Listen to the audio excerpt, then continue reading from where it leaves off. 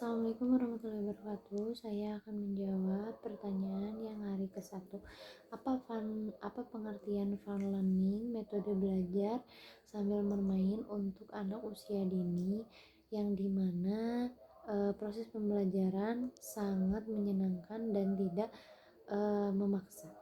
Yang kedua, mengapa proses belajar harus fun learning?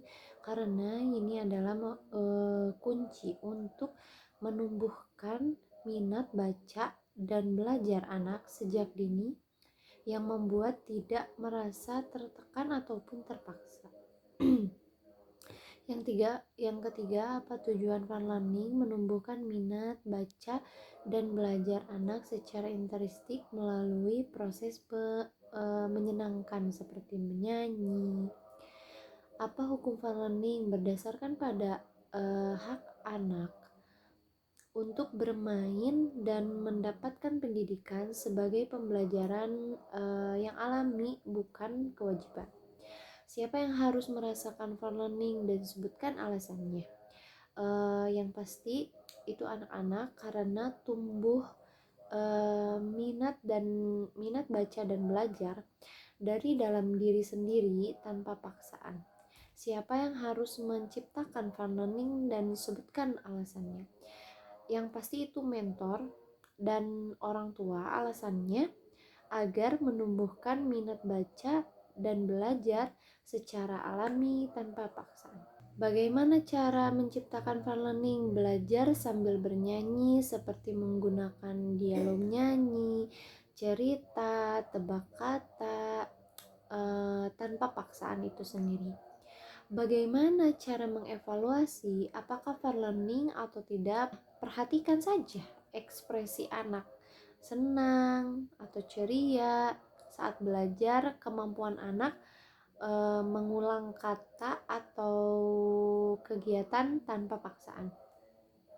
Apa sih dampak yang terjadi bila proses belajar menyenangkan? Tumbuh minat belajar dan membaca dalam diri anak menjadi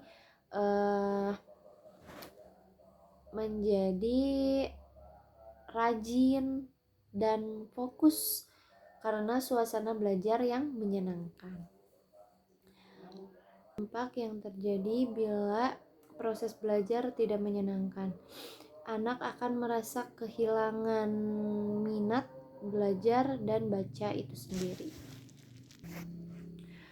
Apa sih pengertian small step system? Metode belajar bertahap yang dimulai dari materi yang paling mudah sesuai kemampuan anak. Mengapa proses belajar harus dilakukan secara bertahap? Agar anak merasa senang dan tidak merasa tertekan atau terbebani. Apa tujuan small step system? Agar anak merasa senang belajar dan bisa membangun percaya diri yang lebih meningkat lagi. Bagaimana cara agar motivator dapat mewujudkan proses belajar yang small step system?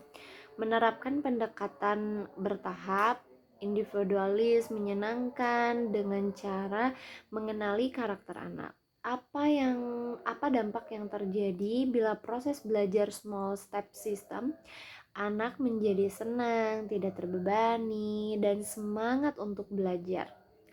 Apa dampak yang terjadi bila proses belajar tidak small step system? Minat belajar anak tidak tumbuh. Anak merasa bosan, kelelahan, dan merasa terbebani.